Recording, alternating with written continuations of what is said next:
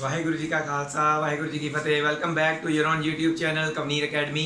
My name is Simranjot Singh and I am teaching you maths. Today we are going to continue our series for class 9th and we are already at the 8th chapter of this class, and that is the name with quadrilaterals. We have already done some examples and some theorems related to parallelograms, and already we have done a brief introduction related to quadrilaterals. If any student have not seen my previous video related to introduction and properties of the parallelogram or all the theorems related to it, then you can message me on this number. I will send you the link of those videos. और आपको मैं रक्षाबंधन की भी बहुत बहुत बधाई देना चाहता हूँ, क्योंकि आज जो हमारी वीडियो है वो रक्षाबंधन के दिन ही रिलीज़ हो रही है। तो 2020 का जो ये ईयर है उसका ये रक्षाबंधन के दिन पे हम वीडियो रिलीज़ कर रहे हैं। तो आज का हमारा जो क्वेश्चन है वो फर्स्ट क्वेश्चन एक्सरसाइज 8.1 का, वो हम यहाँ से स्टार्ट करेंगे। The angles of quadrilateral are in the ratio 3, 5, 9 and 13 angles of a quadrilateral इस रेशियो में हैं। Find all the angles of the quadrilateral. तो हमें पता नहीं है कि कौन सा क्वाड्रिलेटरल है, so we will draw it like this. कोई भी बीइंग का टेढ़ा सा बना दो, इसको नेम दे दो ए बी सी डी। उन्होंने बोला है कि इसके एंगल्स जो हैं दैट आर विद द उनकी जो रेशियो है वो क्या है 3, 5, 9 एंड 13। वो हमें नहीं पता है, इनमें से एक कॉमन चीज़ है वो खत्म हुई हुई है, इसलिए इनकी रेशियो ये आई है। एक कॉमन मल्टीपल जो होता है सभी में वो खत्म हुआ पड़ा है। वो कॉमन मल्टीपल क्या हो सकता है, हम लेट कर लेते हैं x। तो first angle will be 3x, second angle will be 5x, third angle will be 9x and fourth angle will be 13x। सो कोई भी मान लो इसमें से, ये मान लो 3x है, ये 5x है, ओके, ये 9x है और ये 13x। तो ऐसे ही हम लेट करेंगे, सीधा सॉल्यूशन में आते हैं। Let the angles of the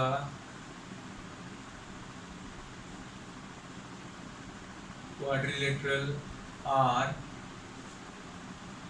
कौन सा हमने 3x माना है, एंगल B को 3x माना है, एंगल C को 5x माना है, एंगल D को 9x माना है और एंगल A को 13x माना है। वही लिख दिया हमने। Angle sum property of quadrilateral क्या होती है, इन चारों एंगल्स का सम 360 होना चाहिए bye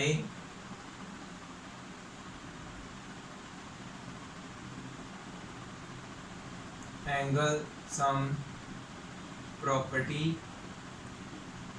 of a quadrilateral.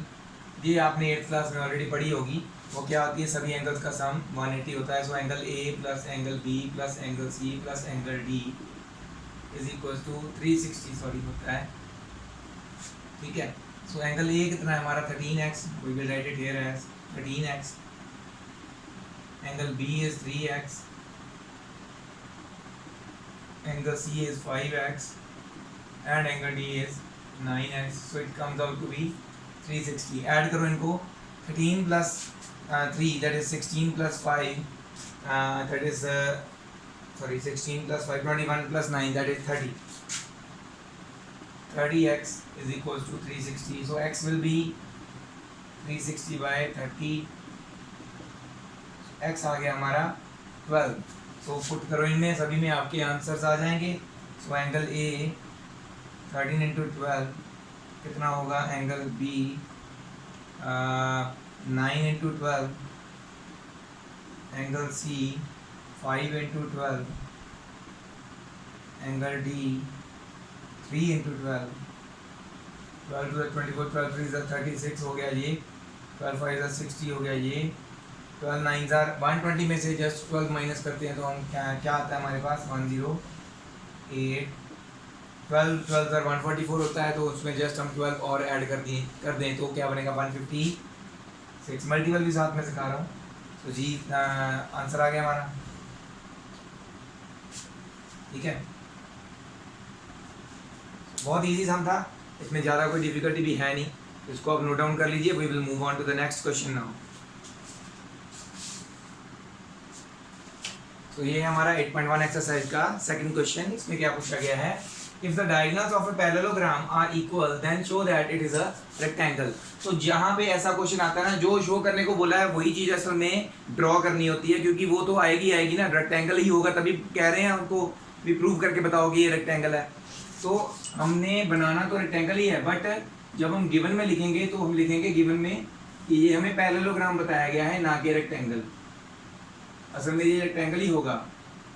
So ABCD हमें बताया गया है पैरेललोग्राम है जिसके डायगोनल्स जो हैं इक्वल हैं, diagonals are equal to each other, AC और BD बराबर हैं, ये बताया गया है। और ये पैरेललोग्राम है, ये भी बताया गया है। हमने प्रूव करना है कि ये पैरेललोग्राम नहीं, ये एक रेक्टेंगल है। तो कैसे प्रूव करेंगे? सबसे पहले गिवन में क्या लिखना है हमने, ABCD इज अ पैरेललोग्राम, और इसमें AC is equal to BD दिया हुआ है। बाकी चीज़ें हम यूज़ करेंगे according to properties of parallelogram क्या होती हैं, ठीक है, वो हम जो हम क्या करना चाहते हैं वो हम लेंगे उसमें। तो इसमें क्या चीज़ है, एक आपने ये लिखना है कि आपने इसको प्रूव कैसे करना है। पैरेललोग्राम तो ऑलरेडी है, that means opposite sides are already equal, जो कि रेक्टेंगल की भी होती हैं। बट रेक्टेंगल की एक और प्रॉपर्टी क्या होती है, डायगोनल्स आर इक्वल, वो हम यूज़ करके इसको कर तो सकते हैं प्रूफ, बट एक और प्रॉपर्टी क्या होती है, वो होती है इसके एंगल्स 90 डिग्री होते हैं। तो पैरेललोग्राम में अगर एक भी एंगल आप 90 डिग्री प्रूव कर दोगे तो उस सारे एंगल्स अपने आप 90 डिग्री प्रूव हो जाते हैं, तो वो एक रेक्टेंगल बन जाता है। तो what we have to prove only one angle 90 degree, angle एक कोई भी 90 डिग्री प्रूव कर देंगे, बाकी भी हो जाएंगे। सो टू प्रूव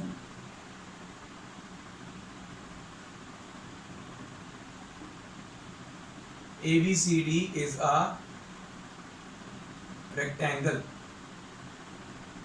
ये हमने रेक्टेंगल प्रूव करना है। प्रूफ में आ जाइए, प्रूफ में हम करेंगे ABD और BAC दो ट्रायंगल्स, इनको कॉन्ग्रुएंट प्रूव करेंगे, ठीक है। डिफरेंट कलर्स पेन्स जो है मैं निकाल लेता हूँ।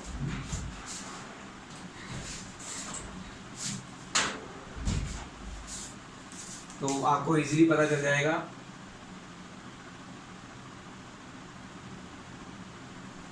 ये ट्रायंगल और दूसरा ग्रीन वाला बनाएंगे हम।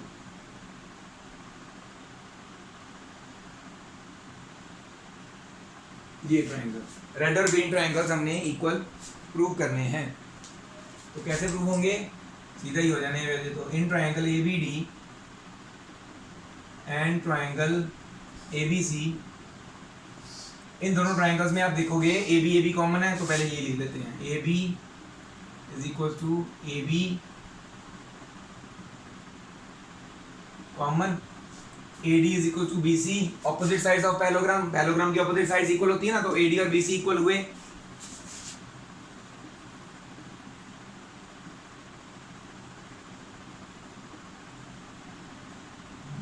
पैरेललोग्राम कौन सा, ABCD, वो भी बताना जरूरी है। ABCD पैरेललोग्राम की ऑपोजिट साइड्स हैं ये, इसलिए हम इन दोनों को इक्वल लिख रहे हैं, जो कि ट्रायंगल में भी हैं इसलिए लिख रहे हैं। और हमें क्या दिया गया है, AC is equal to BD, that means diagonals are equal. AC equal to BD दिया हुआ ना, वो लिखेंगे,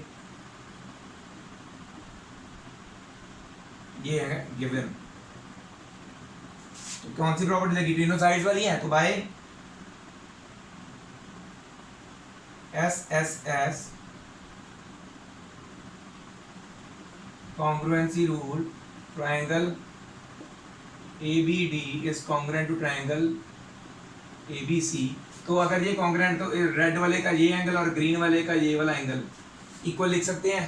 रेड ट्रायंगल का एंगल A और ग्रीन ट्रायंगल का एंगल B हम इक्वल लिख सकते हैं। तो एंगल A नहीं BAD लिखो, वैसे angle BAD, therefore angle BAD is equal to angle ABC bye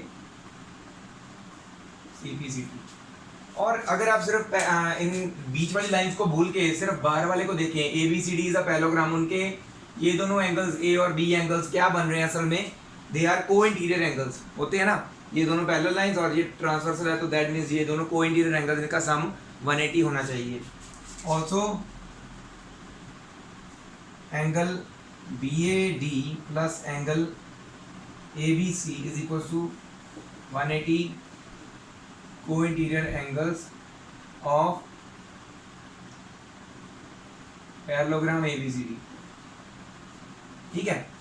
तो बी ए डी और ए बी सी तो बराबर दिए हुए हैं, तो हम क्या करेंगे, एक किसी एक एंगल की जगह पे दूसरा लिख लेंगे। ए बी सी की जगह पे मैंने बी ए डी लिख लिया, तो 2 टाइम्स बी ए डी बन गया, बी ए बी लिख दिया sorry, 2 times angle B A D is equal to 180, 2 इधर के डिवाइड में आ जाएगा,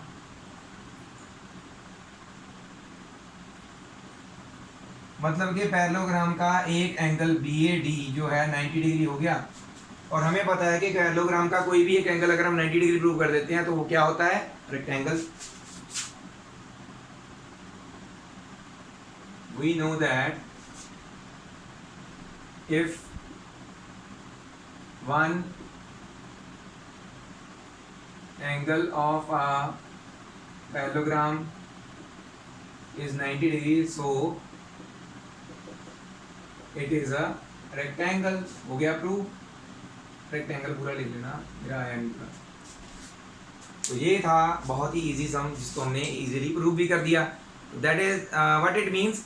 ध्यान देने की जरूरत है कैसे प्रूव कर सकते हैं। प्रूव करना तो ऐसे चुटकियों का खेल है, मैथ्स में बस यही होता है, आपने फिगर को ध्यान से ऑब्जर्व करना होता है। तो नोट डाउन कर लीजिए इसे, हम नेक्स्ट क्वेश्चन करते हैं। Let's move on to our third question. मैंने आपको ऑलरेडी बताया था जैसे ऐसे क्वेश्चन आते हैं तो इसमें जो प्रूव करने को बोला है वही फिगर हमने ड्रॉ करनी होती है। Show that if the diagonals of a quadrilateral bisects each other. एक क्वाड्रिलेटरल है जिसके डायगोनल्स बाइसेक्ट करते हैं ईच अदर, एक दूसरे को बाइसेक्ट करते हों, तो वो एक रोम्बस होता है। ठीक है, तो हमने ये प्रूव करना है, तो हम रोम्बस ही बनाएंगे।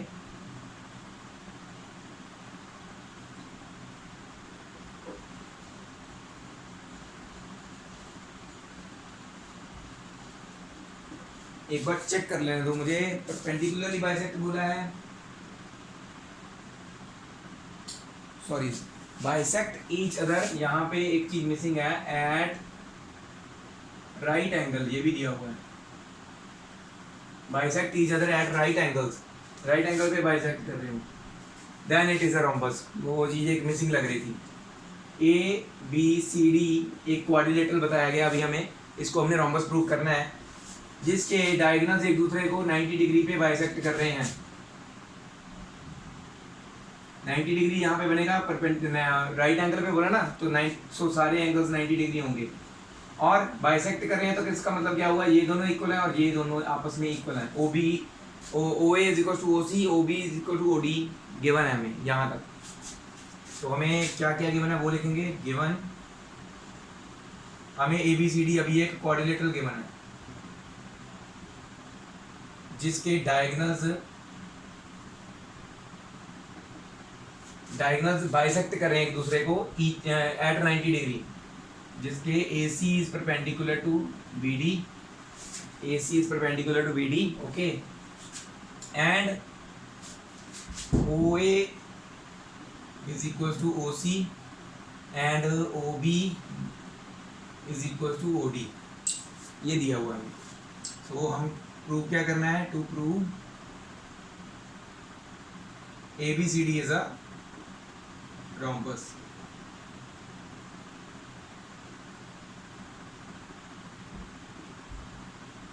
रोम्बस की प्रॉपर्टी क्या होती है, उसकी सारी साइड्स इक्वल होती हैं। बस किसी भी क्वाड्रिलेटर की सारी साइड्स इक्वल प्रूव कर दोगे तो उसको रोम्बस तो बोल ही सकते हैं। तो दैट मीन्स हमें इसकी क्या करनी है, सारी साइड्स इक्वल प्रूव करनी है, तो ये रोम्बस प्रूव हो जाएगा।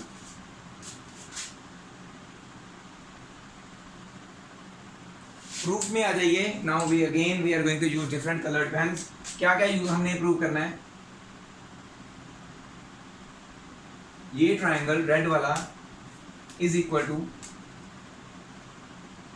ये ट्राइंगल ग्रीन वाला। फिलहाल के लिए, फिलहाल इन दोनों को प्रूव करना है, बाद में बताता हूं आपको कि हम सिमिलरली लिख के क्या लिख सकते हैं। तो now in triangle AOB and triangle AOD, इन दोनों ट्राइंगल्स में आप देखोगे AO दो है, दोनों में कॉमन साइड है। AO is equal to AO common, और ये वाला एंगल AOD और AOB दोनों 90 डिग्री हैं। हमें AC परपेंडिकुलर BD दिया हुआ ना, angle AOD is equal to angle AOB। इसमें बिकॉज में आएगा because A C is perpendicular to B D. Okay, third thing क्या है, O B is equal to O D, ये भी हमें गिवन है।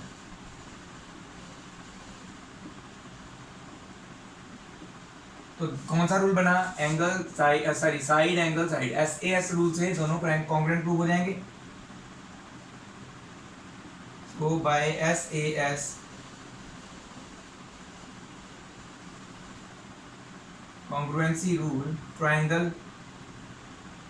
AOD is congruent to triangle, sorry AOB लिख देते हैं, पहले AOB लिखा था ऊपर, AOB is congruent to triangle AOD। दोनों congruent प्रूव हो गए। अगर ये दोनों ट्राइंगल्स congruent हैं, इनकी ये साइड्स में इक्वल लिख सकता हूँ AB और AD, therefore AB is equal to AD by CPCT। और जैसे हमने इन दोनों को कॉन्ग्रुएंट प्रूव कर दिया, हम ये दोनों भी तो प्रूव कर सकते हैं, AOD और COD। Similarly we can prove that triangle AOD is congruent to COD। वही चीज़ है ना, A और OC गिवन है हमें, गिवन इक्वल, OD कॉमन है और angle AOD is equal to angle COD 90 degree है, तो वही रूल लगेगा, वही दोबारा सब कुछ। तो बार बार करने से क्या है, आप सिमिलरली करके लिख सकते हो, जो आपकी चीज़ रिपीट हो रही है ना वो आप लिख सकते हो। तो सिमिलरली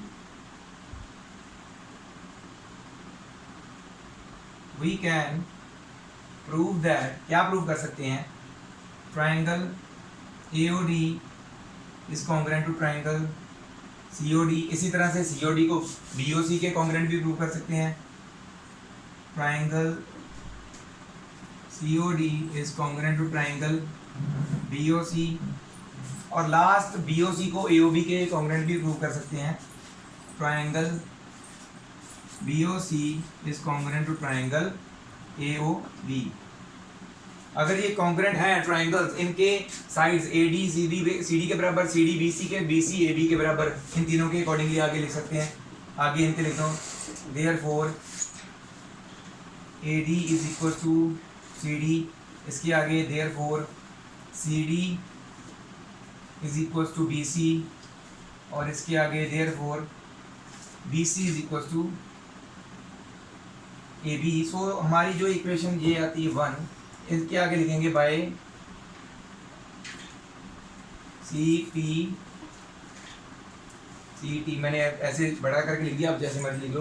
तो ये आती है हमारी इक्वेशन 2, 3 और 4। तो हमारी ये 4 इक्वेशन से हमें क्या पता चल रहा है, from equation 1, 2, 3 and 4 AB is equal to BC is equal to CD is equal to AD। सारी साइड जो आपस में बराबर हैं, देखो AB AD के बराबर है, AD CD के, CD BC के, BC AB के, तो AB फिर AD के, तो आपस में सभी बराबर हुए। तो सारी साइड अगर बराबर है तो क्या लिख सकते हैं हम, it is a rhombus, therefore ABCD is a rhombus, hence proof. तो ये था बहुत ही इजी एक और सम। इसके बाद हमारा नेक्स्ट सम हम करते हैं, आप इसे नोट डाउन कर लीजिए। अगर कोई दिक्कत आ रही है तो आप मुझे मेरे फ़ोन नंबर पे मैसेज कर सकते हैं, व्हाट्सएप नंबर पे, ठीक है, इसे नोट डाउन कर लीजिए। Next move on to fourth question. तो ये है हमारा fourth question, so that diagonals of a square are equal and bisect each other at right angles. तो हमने क्या प्रूव करना है कि एक स्क्वायर के डायगोनल्स इक्वल भी होते हैं और एक दूसरे को बाइसेक्ट भी करते हैं एट राइट एंगल। तो हमें एक्चुअल में क्या गिवन है, एक स्क्वायर गिवन है जिसके डायगोनल्स ड्रॉ कर लेने, बस हमने ड्रॉ करने के बाद डायगोनल्स को इक्वल प्रूव करना है, AC is equal to BD, और वो बाइसेक्ट भी कर रहे हैं एक दूसरे को एट 90 डिग्री, वो भी प्रूव करना है। तो कैसे प्रूव करेंगे,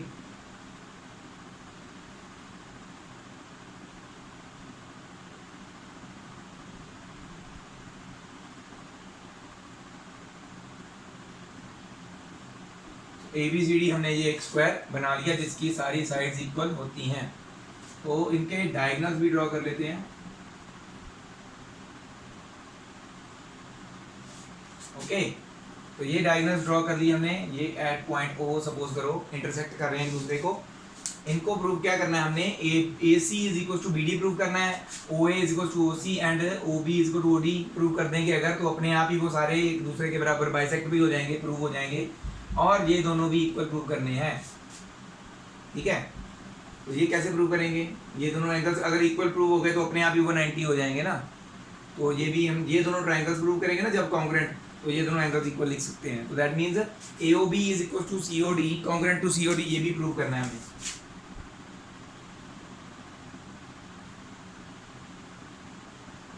अलग अलग तरीके होते हैं वैसे किसी भी चीज़ को प्रूव करने के, और कई मेथड से प्रूव हो सकता है, बट मैं सोचता हूँ अगर इजी वाला मिल जाए तो उससे बड़ी कोई बात नहीं होती है ना। ये ट्रायंगल्स हमने बाद में प्रूव करने हैं, जब हम डायगोनल्स प्रूव कर लेंगे, AC और BD इक्वल प्रूव कर लेंगे उसके बाद। तो सबसे पहले हमें क्या गिवन है? सिर्फ इतना गिवन है ABCD एक स्क्वायर है बस। हाँ, स्क्वायर की ये प्रॉपर्टी हम यूज़ कर सकते हैं कि उसके एंगल्स 90 डिग्री, ये वाले A और ये जो भी है हम यूज़ कर सकते हैं। A B C और D सभी एंगल्स 90 होते हैं, तो वो यूज़ कर सकते हैं, यहाँ पे यूज़ करेंगे भी। तो कैसे यूज़ होगा ये भी देखते हैं। हमने प्रूव क्या करना है? To prove diagonals of square are equal. पहले तो हमने डायगोनल्स इक्वल प्रूव करने हैं, AB is equal to CD। और हमने क्या प्रूव करना है? सॉरी AB नहीं, AC is equal to BD लिखना था। AC is equal to BD ये प्रूव करना है हमने। और क्या करना है? And bisect each other at right angle, ये भी प्रूव करना है। So AC perpendicular to BD भी प्रूव करना है, परपेंडिकुलर प्रूव हो जाएगा। तो और क्या प्रूव करना है हमने? AC and BD bisects each other. तो है तो सिंपल ही बात है, तो हम ये भी प्रूव कर ही लेंगे। तो कैसे प्रूव करेंगे पहले तो वो बात करते हैं।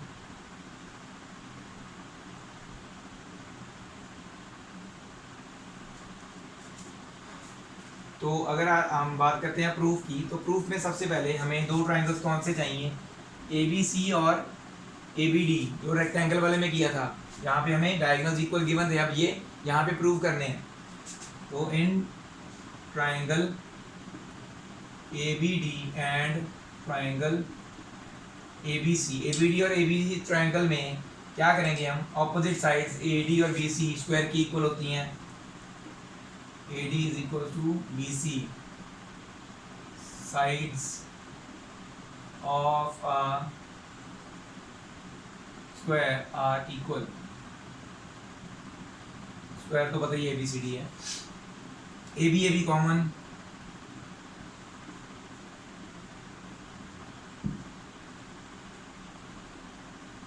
और एंगल DA या BAD is equal to ABC 90 degree, both are 90 degree. ये एंगल पूरा और ये एंगल पूरा, ठीक है ना, 90 डिग्री होते हैं ना, क्योंकि स्क्वायर के एंगल्स 90 होते हैं। So angle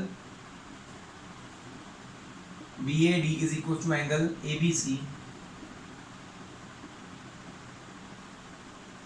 each 90 degree. वो ईच 90 डिग्री लिखना है लिख दो, वैसे ये लिखते हैं all the angles of square are 90 degree, यहाँ पे ऐसे लिख सकते हो बिकॉज में, because all angles of square are 90 degree, इसलिए इनके ये दो एंगल्स BAD और ABC 90 डिग्री में। तो ये दोनों एंगल्स इक्वल, तो क्या बना रूल? ट्राइंगल ABD को देखो, ये साइड ये एंगल और ये साइड SAS रूल से आप प्रूव कर रहे हो। सो bye SAS congruency rule, triangle ABD is congruent to triangle ABC। अगर ये दोनों ट्राइंगल्स कॉन्ग्रुएंट है तो दैट मींस इनकी BD और AC इक्वल लिख सकते हैं। AD is equal to BC by CPCT, therefore AD is equal to BC by CPCT। तो पहली तो AC, और यार मैंने क्या लिख दिया, AC is equal to BD लिखना था, diagonal AC is equal to BD लिखना था by CPCT। First thing is proved. अब हमने प्रूव करना है कि AC and BD are bisecting perpendicularly. Okay, तो कैसे प्रूव करेंगे? इनको प्रूव करने के लिए आपको ये दो ट्रायंगल्स अगर आप कॉन्ग्रुएंट प्रूव करते हैं तो ये हो सकता है आपका प्रूफ, ठीक है। बट क्या ध्यान से देखें, क्या इनमें ऐसी कोई चीज़ है जो आप इक्वल लिख सकते हैं? तो आपके ये कॉन्ग्रेंट प्रूव हो जाएंगे। ठीक है, देखो इन दो ट्रायंगल्स में AOB और AOD में अगर आप देखें ध्यान से तो क्या चीज़ है कि हम लिख सकते हैं कि आपके जो एंगल्स हैं साइड्स हैं AB और AD सिर्फ इक्वल लिख सकते हैं, या फिर AO इक्वल लिख सकते हैं, बट उसके बाद हमारे पास तीसरी चीज़ नहीं है, B और OD इक्वल दिए नहीं हुए। तो हम ये कैसे प्रूव कर सकते हैं? ये प्रूव करने के लिए पहले आप देखिए कि आपको चाहिए क्या, AC एंड BD हमने बाइसेक्ट ईच अदर भी प्रूव करने हैं। ठीक है, तो ये कैसे हो सकते हैं प्रूव? ये चीज़ प्रूव करने से पहले हमें इन दोनों को ट्रायंगल्स को कॉन्ग्रुएंट प्रूव करना पड़ेगा। ठीक है, तो ये कैसे करेंगे? ये बहुत ईजी है। उससे पहले हम क्या करेंगे, ट्रायंगल्स अगर कॉन्ग्रुएंट प्रूव करने हैं, AB और CD जो है opposite sides of square parallel होती हैं, ये तो हमें पता है। तो ये हमारा BD क्या हुआ, ट्रांसवर्सल। इसी तरह से AB और BC parallel and again and AC transversal. तो इनमें आप देख सकते हैं कि आपके पास एंगल्स कौन कौन से हैं। this angle and this angle alternate interior angles बन रहे हैं when you take AB parallel to CD and this transversal, and this angle is equal to this angle when you take AB parallel to CD and this transversal। तो ये दोनों angles आप equal लिख सकते हैं, और AB और CD opposite sides of या फिर साइड्स ऑफ स्क्वायर लिख के इनको आप इक्वल लिख सकते हैं। तो बाय ASA रूल ये दोनों ट्रायंगल्स कॉन्ग्रुएंट हो जाएंगे प्रूव। ठीक है, तो ये दोनों ट्रायंगल कॉन्ग्रुएंट प्रूव करने से पहले हमें ये दोनों कॉन्ग्रुएंट प्रूव करने पड़ेंगे। ठीक है, तो ये पहले नहीं हो सकते हैं। नाउ वो पहले हम एंगल्स लिख दें कौन कौन से इक्वल हैं। Taking AB parallel CD and transversal BD। ठीक है, इसको लिखते हैं now taking AB parallel CD and transversal BD। तो angle 1 is equal to angle 2 लिख देते हैं, 1 नंबर देते हैं। Angle 1 is equal to angle 2 alternate interior angles. Again taking AB parallel CD, फिर से वही पैरेलल्स ली बट इस बार transversal AC sorry, and transversal AC। अब ये ट्रांसवर्सल है तो दैट मीन्स ये एंगल 3 और ये 4 हो जाएगा। Alternate interior angles again angle 3 is equal to angle 4 alternate interior angles. बस ये यूज कर लेंगे हम ट्रायंगल्स को कॉन्ग्रुएंट प्रूव करने में। Now in triangle AOB and COD, AOB and triangle COD, angle 1 is equal to angle 2, angle 3 is equal to angle 4, दोनों अभी प्रूव किए, प्रूव्ड अबव। और AB is equal to CD, ये क्यों equal है? Because these are sides of a square. Square की sides equal होती है ना। So by ASA congruency rule, triangle AOB is congruent to triangle COD। अगर ये दोनों ट्रायंगल्स कॉन्ग्रुएंट है तो that means OD is equal to OB लिख सकते हैं, AO is equal to OC लिख सकते हैं। मैंने बताया था जब ऐसे होते हैं ना एक दूसरे की तरफ, तो that means thumb is equal to thumb and smallest finger is equal to smallest finger होती है। तो दैट मींस ये दोनों ऑपोजिट वाली साइड्स जो होंगी वो इक्वल होंगी। Therefore AO is equal to OC and BO is equal to OD by CPCT। तो ये अगर AO is equal to OC, BO is equal to OD है तो that means diagonals are bisecting each other. ये चीज होगी ना proof, AC and BD bisect each other. Therefore AC and BD bisect each other. ये होगी हमारी proof. Second thing एक तो हम प्रूव कर चुके हैं वैसे ऑलरेडी, कहाँ पे गई, AC is equal to BD, ये प्रूव कर दी है। तो एक ही चीज़ बची है AC परपेंडिकुलर टू BD, तो वो यहाँ इन दोनों को कॉन्ग्रुएंट प्रूव करके हो जाएगी। Now in triangle AOB and triangle AOD. AO is equals to AO,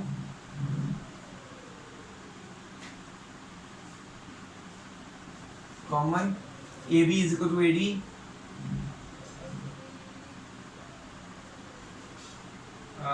given, या फिर कह लो साइड्स ऑफ ए स्क्वायर,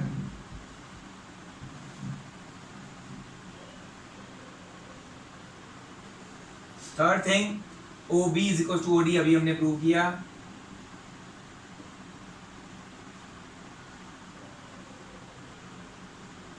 सो कौन सा रूल लगा यहाँ पे? सो bye SSS congruency rule, triangle AOB is congruent to triangle AOD। तो इसके भी एंगल्स ना हम कोई नंबर ही डाल देते हैं, ठीक है, तो इजी हो जाता है। 1 2 3 4 हो चुका है, तो ये एंगल 5 और ये 6 लिख लेते हैं, लिखने तो है ही हैं, ठीक है। एंगल AOD और AOB के angles 5 and 6, angle 5 is equal to angle 6 by CPCT। Angle 5 plus angle 6 क्या बन रहा है, यहाँ पे लिख देता हूँ।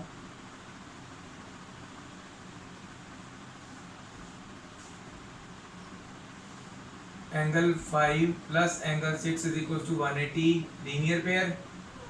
मैं छोटा लिख रहा हूँ तो आप पूरा लिख लेगा। 5 की जगह 6 लिख दो। Angle 5 is equal to angle 5 plus angle 5 is equal to 180, 2 times angle 5 is equal to 180, angle 5 is equal to 180 by 2, तो ये आ गया 90। Therefore ये भी हो गया, that is AC is perpendicular to BD, therefore AC is perpendicular to BD, ये भी हो गया प्रूफ। तो इसे अब आप नोट कर लीजिए, थोड़ा बड़ा बन गया सम। तो we will move on to the next question if possible। हमारे पास अगर टाइम बचा हो तो एक क्वेश्चन और करेंगे, अदरवाइज यहीं पे ख़त्म कर देंगे। इसे आप नोट डाउन कर लीजिए। तो ये सम यहीं पे हम ख़त्म करते हैं। 4 ही सम्स कर पाए हैं, बट वो क्वालिटी ऑफ टाइम में आप बात करता हूँ, जैसे पहले भी किया है। क्वालिटी ऑफ टाइम स्पेंड करना बहुत ज़रूरी है। आप ये नहीं देखना कि हमने आधे घंटे में किया क्या, आप ये देखिए कि हमने आधे घंटे में जो किया क्या वो हमारे पास हमको फ़ायदा देगा, हमें कुछ समझ में आया या हमारा कुछ क्वालिटी ऑफ टाइम स्पेंड हुआ कि नहीं हुआ। तो that is the what we need in maths. तो हम जितना भी करें समझ आना चाहिए, डजंट मैटर भी हमने उसमें कितना कवर अप किया। तो ऐसे ही मेरी वीडियोस को फॉलो करते रहिए। ये सम्स थोड़े ऐसे बड़े होते जा रहे हैं, तो कोशिश करूँगा थोड़ा सा स्पेस जो है कवर अप करने की, कि कम से कम जो हमारा स्पेस है कवर अप हो और आपको थोड़ा सा मैं सही तरीके से लिख के सॉल्व करके बता पाऊँ, ठीक है। तो नेक्स्ट टाइम से ये भी ध्यान में रखेंगे, क्योंकि सम्स तो आगे आगे बढ़ते ही जाएंगे। तो ऐसे ही मुझे फॉलो अप करते रहिए, आपको मैं लेटेस्ट वीडियोज़ डालता रहूँगा। जो भी हमारे सब्जेक्ट में या सिलेबस में चेंजेस आए हैं उसके अकॉर्डिंग आपको बताता भी रहूँगा। एक पूरा चैप्टर जो है वो 9th क्लास में पूरा डिलीटेड है, तो वो चैप्टर जो है हम करेंगे, बट वो एंड में करेंगे, अभी नहीं। तो पहले हम बाकी चैप्टर्स कंप्लीट करेंगे, फिर वो चैप्टर भी हम कर लेंगे। सो ऐसे ही मेरे साथ जुड़े रहिए, ऐसे ही हम करते भी रहेंगे सॉल्व, और आपको मैथ्स में ईजियर वे में बताता रहूँगा सभी सम्स का। तो thank you very much to all the viewers for watching my videos till the end, and ऐसे ही देखते रहिए और शेयर करते रहिए मेरी वीडियोज़ जैसे आप पहले करते आ रहे हैं। So thank you very much again. Waheguru ji का खालसा, वाहिगुरु जी की फतेह।